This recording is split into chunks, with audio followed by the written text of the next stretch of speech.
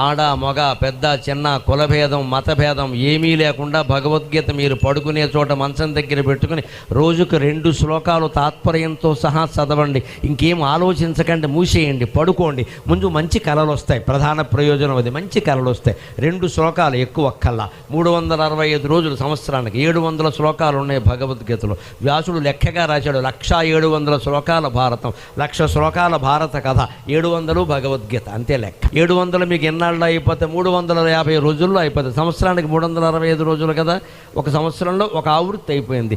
ఇలా 5 సంవత్సరాలు వరుసగా చదివితే భగవద్గీతలో కృష్ణుడు ఆశించిన గొప్ప శిష్యులందరూ మన నుంచే తయారవుతారు.